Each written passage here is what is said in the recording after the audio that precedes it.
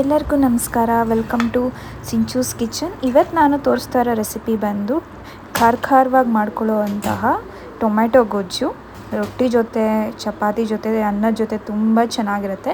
So ಹೇಗೆ ಮಾಡೋದು ಇವಾಗ ನೋಡೋಣ. ಒಂದು ಬಾಣಲಿಗೆ ಎಣ್ಣೆ ಹಾಕಿ, ಎಣ್ಣೆ ಕಾದ ನಂತರ ಸಾಸಿವೆ, ಜೀರಿಗೆ, ಕಡಲೆಬೇಳೆ ಮತ್ತು ಸ್ವಲ್ಪ ಒಂದೆರಡರಷ್ಟು ಬೆಳ್ಳುಳ್ಳಿ ಮತ್ತು ಈರುಳ್ಳಿ, ಸೊ ಇಷ್ಟು ಹಾಕಿಬಿಟ್ಟು ಚೆನ್ನಾಗಿ ಹುರ್ಕೊಬೇಕು. ಅಂದರೆ ಎಣ್ಣೆಲಿ ಫ್ರೈ ಆಗಬೇಕು. ಅದು ರೆಡ್ ಕಲರ್ ಬರೋ ಥರ ಫ್ರೈ ಆದಮೇಲೆ ಈ ಥರ ನೀಟಾಗಿ ಫ್ರೈ ಮಾಡ್ಕೊಬೇಕು. ಫ್ರೈ ಆದಮೇಲೆ ಟೊಮೆಟೊ, ಒಂದು 4 ಟೊಮೆಟೊ ತೊಗೊಂಡಿದ್ದೀನಿ ನಾನು. ಸೊ ಇಬ್ಬರಿಗೆ ಆಗುವಷ್ಟು ತೊಗೊಂಡಿದ್ದೀನಿ. ಎಷ್ಟು ಜನ ಇರ್ತಾರೆ ಅದ್ರ ಡಿಪೆಂಡ್ಸ್ ಆನ್ ಮೆಂಬರ್ಸ್ ನೀವು ತೊಗೊಬೋದು.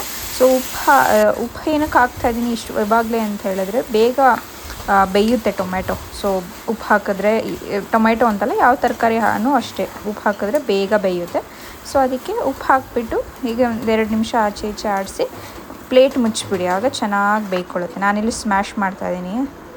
ನೀಟಾಗಿ ಸ್ಮ್ಯಾಶ್ ಮಾಡಿದ್ರೆ ಚೆನ್ನಾಗಿ ಹೊಂದ್ಕೊಳ್ಳುತ್ತೆ. ಆಮೇಲೆ ನಾವು ಸಾಂಬಾರು ಮಸಾಲ ಏನಿರುತ್ತೋ ಅದನ್ನು ಹಾಕಿಬಿಟ್ಟು ಇನ್ನೊಂದು 2 ನಿಮಿಷ ಬೇಯಿಸ್ಕೊಂಡಾದಮೇಲೆ ಎಷ್ಟು ಬೇಕು ನಿಮಗೆ, ಹೀಗೆ ನೀರು ಹಾಕಿಲ್ಲ ಅಂತ ಹೇಳಿದ್ರು ಪರವಾಗಿಲ್ಲ, ಬಟ್ ನನಗೆ ಸ್ವಲ್ಪ ತೆಳ್ಳಗಿರಬೇಕು. ಸೊ ಹಾಗಾಗಿ ಒಂದು ಅರ್ಧ ಗ್ಲಾಸಷ್ಟು ನೀರು ಹಾಕಿಬಿಟ್ಟು ಚೆನ್ನಾಗಿ ಬೇಯಿಸ್ಕೊಂಡಿದ್ದೀನಿ. ನೋಡಿ ಎಷ್ಟು ಚೆನ್ನಾಗಿ ಸ್ಮ್ಯಾಶ್ ಆಗಿ ನೀಟಾಗಿ ಬಂದಿದೆ ಅಂತ ಕನ್ಸಿಸ್ಟೆನ್ಸಿ. ಸೊ ಎಲ್ಲ ಬೆಂದಾದಮೇಲೆ ಲಾಸ್ಟಿಗೆ ಕೊತ್ತಂಬರಿ ಸೊಪ್ಪು ಹಾಕ್ಬಿಟ್ಟು ಒಂದು 2 ನಿಮಿಷ ಮುಚ್ಚಿಬಿಡಿ ಲಿಡ್ ಹಾಕಿ. ಸೊ ಹಾಕಿದ್ಮೇಲೆ ಮುಗೀತು. ಚೆನ್ನಾಗಿ ಬಂದಿದೆ ಇವಾಗ ಟೊಮೆಟೊ ಗೊಜ್ಜು. ಸೊ ಅಲ್ಲಿ ಇವಾಗ ನಾನು ರೊಟ್ಟಿ ಮಾಡ್ತಾಯಿದ್ದೀನಿ. ಸೊ ಬೆಳಗ್ಗೆ ಬ್ರೇಕ್ಫಾಸ್ಟಿಗೆ ಹಸ್ಬೆಂಡು ಕೆಲ್ಸಕ್ಕೆ ಹೋಗ್ತಾರೆ. ಸೊ ಅವರಿಗೋಸ್ಕರ